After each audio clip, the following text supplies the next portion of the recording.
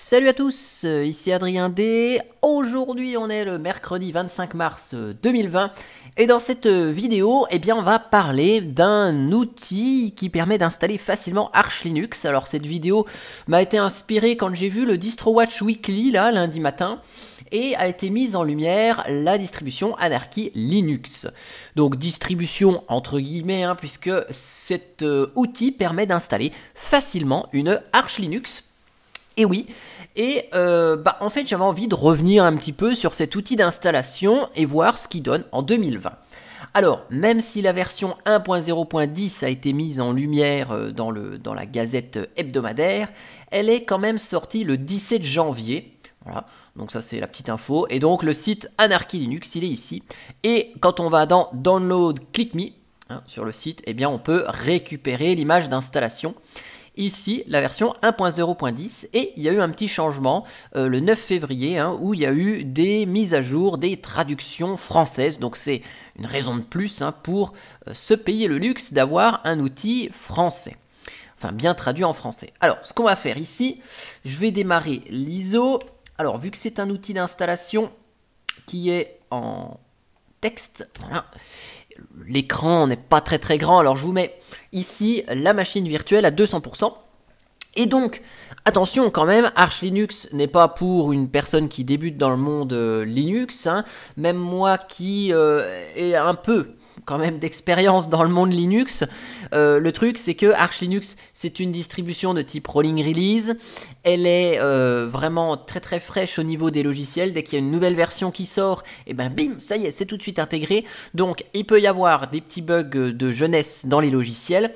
Et surtout, il peut avoir besoin de faire des opérations manuelles lorsqu'il y a une base de données qui se met à jour ou des fichiers de configuration à mettre à jour. Donc il faut bien se tenir renseigné et bien connaître les commandes d'Arch Linux à la base pour pouvoir essayer de se dépatouiller en cas de problème.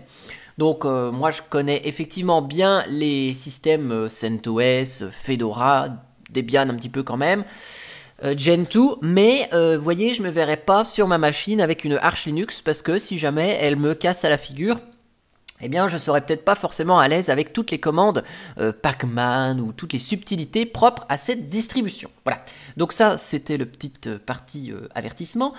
Donc cet outil d'installation, j'en avais déjà parlé dans un live ici. Alors on va dans un premier temps le mettre à jour avec la commande anarchy-u. Donc Anarchy Linux, bon, c'est une image ISO, c'est une distribution aujourd'hui, mais en fait, c'est ni plus ni moins qu'un installateur graphique qui s'appelait auparavant Arch Anywhere. Voilà.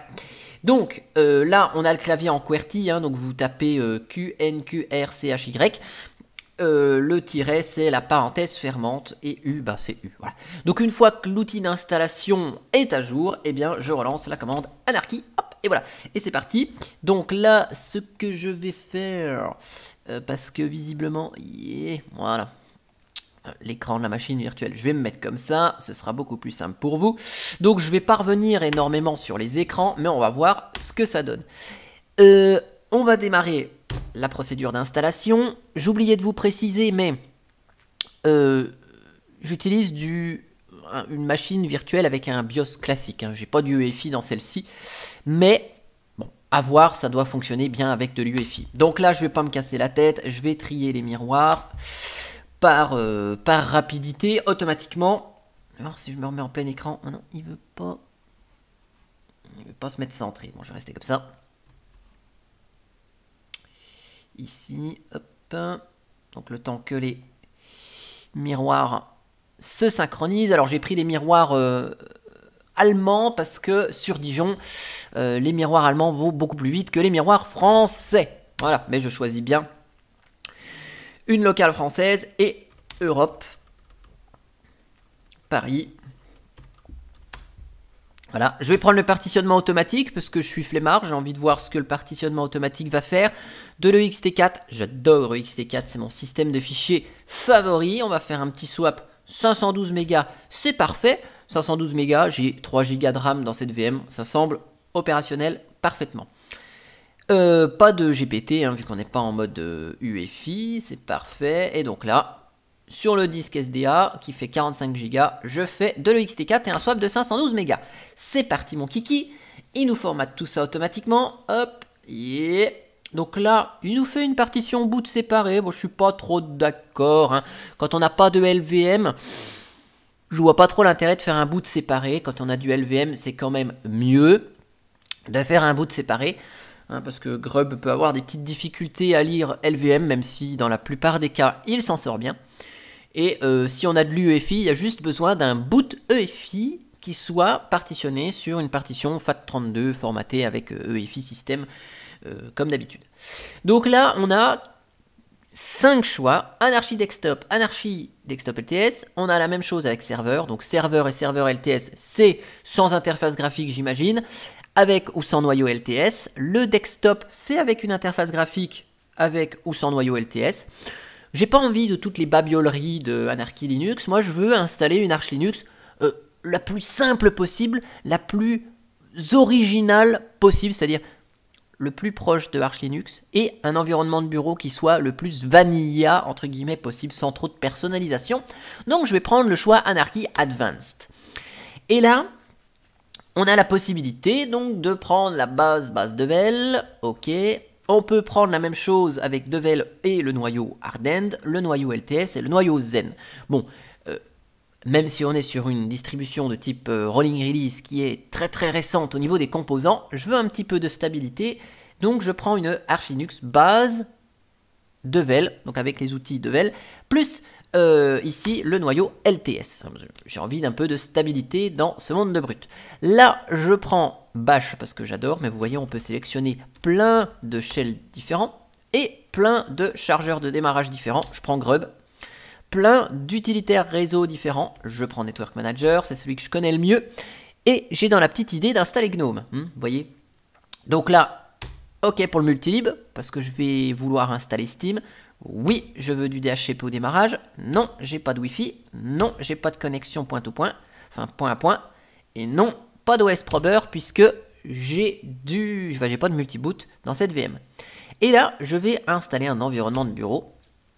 Donc là, on a 3 choix. Environnement de bureau personnalisé permet d'avoir ici un environnement de bureau personnalisé, j'imagine, avec la charte de Anarchy. Et là, on a environnement de bureau propre. Donc je vais prendre ça. Comme ça, je veux un environnement de bureau tout propre. Vous savez, tout original comme GNOME me l'aurait proposé en sortant des sources. Hop, allez, je prends GNOME. Je prends pas GNOME Extra. Pas la peine. J'installerai les applis qui m'intéressent. Il nous détecte VirtualBox. C'est cool. Pas de touchpad dans la VM. Je prends un gestionnaire de connexion qui n'est autre que GDM. Là, il n'y a pas de suspense. Je vais mettre un petit nom d'hôte à la machine. Arch, je vais l'appeler Arch Auto, par exemple. Tiens, Arch automatique. Je vais mettre un petit mot de passe qui va bien. Ok.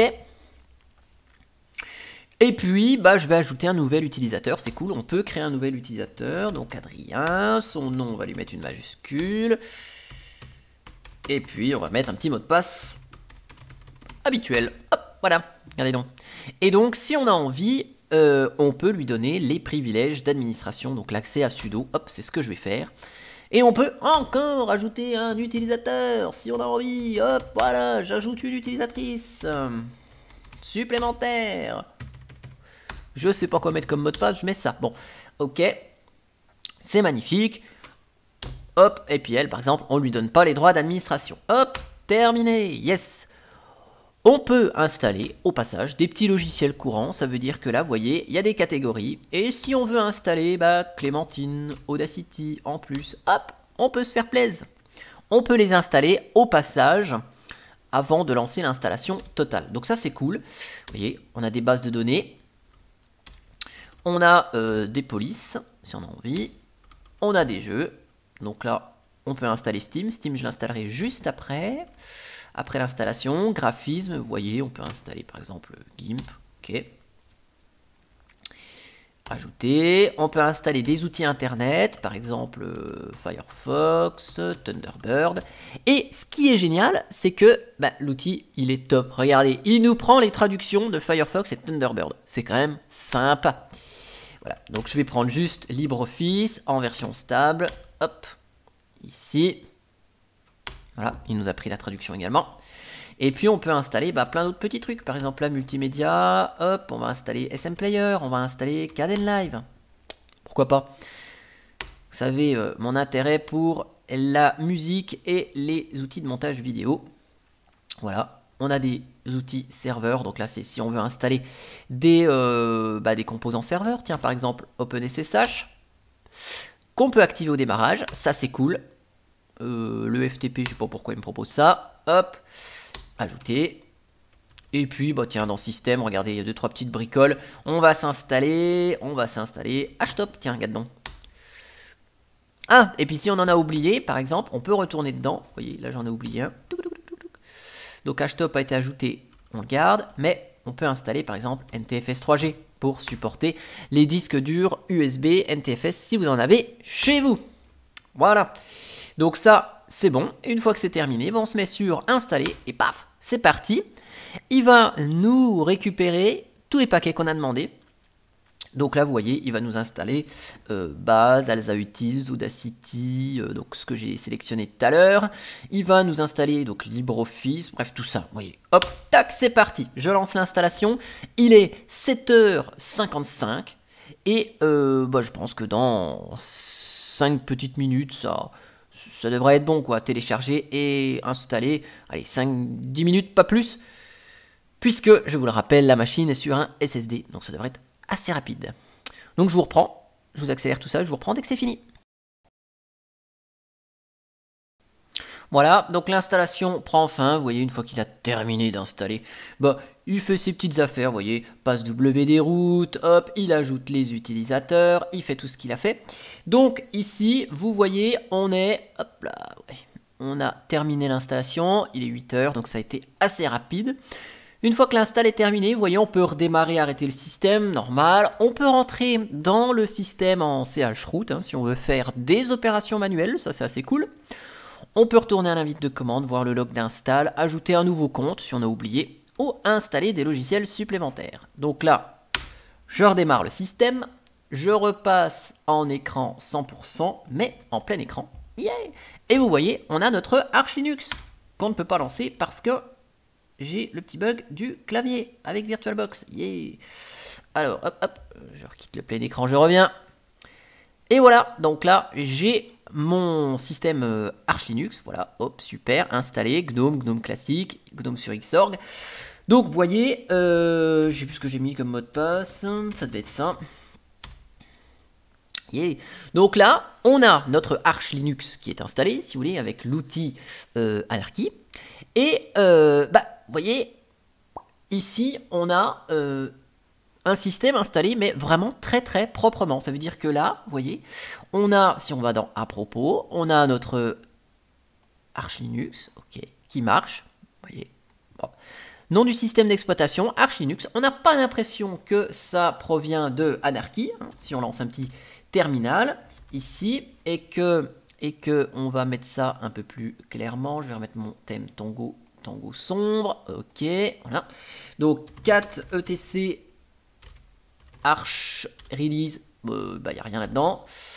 LSB, on n'a pas. Alors, je vais faire un sudo pacman-s lsb release.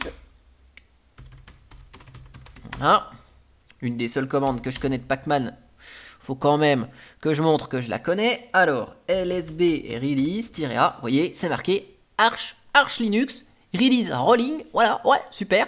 On n'a pas l'impression qu'on a fait une install avec Arch Anywhere. Bon, lsblk-f, vous voyez, là, on a nos partitions. On a juste ici la petite info comme quoi on a toujours l'image ISO qui est montée, mais vous voyez, il n'y a aucun label sur les partitions. Donc ça, c'est assez cool. C'est assez cool. On n'a pas l'impression que ça vient de Anarchy Linux. Donc là, on va regarder ce qu'on a dans etc pacman.conf. Et ici, donc le fichier de config de Pacman, donc gestionnaire de logiciels de Arch Linux, on voit quoi? Eh bien, on voit qu'on a le dépôt core, extra, community, multilib parce que je l'ai mis, et il n'y a aucune trace d'un dépôt additionnel Anarchy Linux ou Arch Anywhere, je sais plus. Et donc là, si je fais un sudo pacman-syq de mémoire pour mettre à jour le système, bah vous voyez, on a nos dépôts, mais aucune trace d'anarchie. Voilà.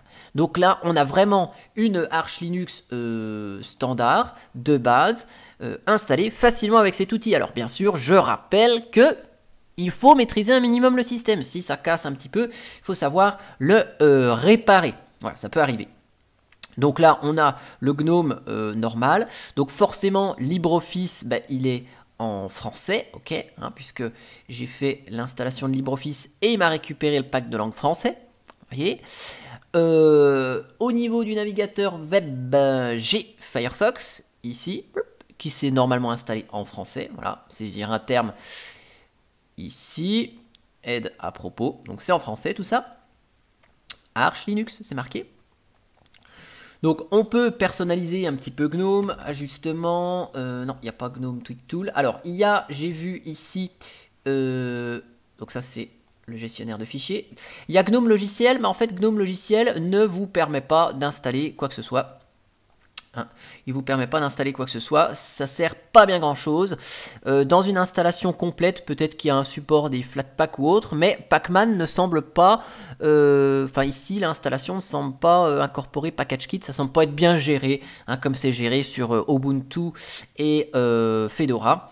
Donc peut-être que Pacman ne s'interface pas avec PackageKit qui est utilisé par GNOME logiciel. Alors ce qu'on peut faire, c'est installer PAMac par exemple. Donc il y a des outils, je pense, pour gérer. Voilà, il y a des outils pour gérer AUR. Donc là, je vais faire un yay-s pamac-AUR pour installer un petit logiciel bien sympathique ici pour gérer ces logiciels. Donc là, il va nous installer ça aussi. Ça, il en a besoin pour compiler. Et il va nous installer ça, donc yes, je vais supprimer les dépendances qui ne me servent plus après l'install. Donc ça doit être nouveau. La dernière fois que j'ai touché à une Arch Linux, c'était il y a un petit moment. Et donc là, visiblement, bah, l'outil Yay va télécharger donc ça parce que c'est un prérequis pour PAMac-AUR. Il va télécharger ça parce qu'il en a besoin pour compiler PAMac-AUR. Mais il nous demande s'il veut supprimer les dépendances qui sont nécessaires à la fabrication après l'installation. Donc ça veut dire qu'il va nous purger ça. Il va nous les supprimer comme un grand parce qu'il en aura plus besoin. Donc ça, c'est top. Les outils s'améliorent petit à petit. Je trouve ça extraordinaire. Donc voilà, bon après c'est une Arch Linux, hein, ça marche, ok, très bien. Thunderbird par exemple, le temps que ça se compile derrière. Voilà, donc là on a Thunderbird. Alors juste Lightning, il n'est pas en français. Bon, pas grave. Ici. Donc là, le PAMac-AUR s'est installé. Il a désinstallé les paquets nécessaires à la compilation. Donc là, on va faire quoi? On va faire un PAMac, hop, voilà. On va ajouter ça aux favoris, regardez donc. Et on va faire deux petites opérations. On va désinstaller GNOME logiciel. Donc, installer. On va désinstaller. Alors, on va chercher software. GNOME software. Voilà. Désinstaller. Ça marche. On va aller installer Steam, par exemple. Steam, pour vérifier que le multilib fonctionne bien. Voilà. Donc là, le dépôt multilib étant activé, d'ailleurs vous voyez ici c'est marqué multilib, eh bien il va nous chercher Steam et ça fonctionne. Et ce qu'on peut aller même faire, on ne peut pas aller dans les préférences quand ça s'installe, on va activer AUR pour installer un paquet, par exemple Vivaldi, qui est en provenance de AUR. Donc ce dépôt communautaire gigantesque dans lequel vous retrouvez des logiciels qui ne sont pas présents dans les dépôts Arch Linux nativement. Donc c'est le cas de Vivaldi, c'est le cas de quelques applications en version de développement également, qui ont le préfixe Git à la fin, ici. Voilà, donc on va vérifier les mises à jour depuis AUR. Voilà. Et donc là, on va chercher Vivaldi, par exemple. Hop, on va installer Vivaldi, appliquer. Appliquer. Le temps que Vivaldi s'installe, regardez, on va voir Steam ici. Donc Steam est installé grâce à l'activation des dépôts multilib qu'on a fait pendant l'installation. Alors, Steam est toujours un peu long à lancer, il faudra voir ici. Là, on peut même s'installer le Vivaldi Codec FFmpeg Extra. Hop, pour avoir le support des codecs dans Vivaldi. Yeah. Mais après, vous voyez, ça fonctionne bien, quoi. Hop, vous voyez, on a même les petites annonces ici, les petites notifications. Donc, vous avez vu, là, c'est un GNOME 3.36 qui s'est installé. Donc, on a un peu plus de relief sur les zones qui sont dans les panneaux. C'est des nouveautés de GNOME 3.36, voilà, qui fonctionnent sur Wayland. Donc, c'est vraiment le top. Donc, ici, on a une Arch Linux qui est installée facilement. Je ne vais pas dire en un claquement de doigts, mais pas loin. Donc, Arch Linux est installé. C'est cool. Facilement. Alors, bien sûr, il faut être à l'aise quand même au cas où on ait un petit souci avec le système. Mais c'est plutôt clean. Pas de dépôt additionnel installé dans pacman.conf via le processus d'installation que j'ai choisi. Donc, pas de dépôt additionnel.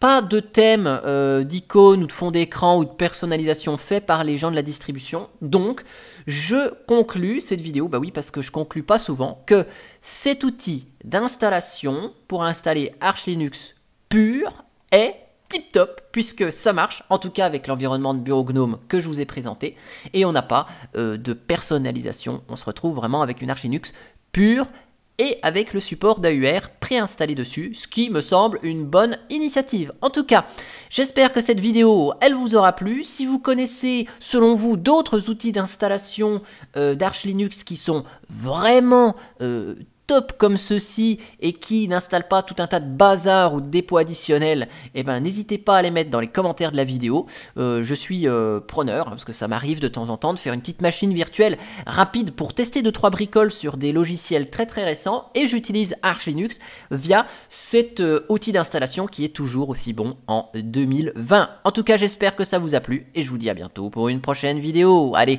ciao ciao!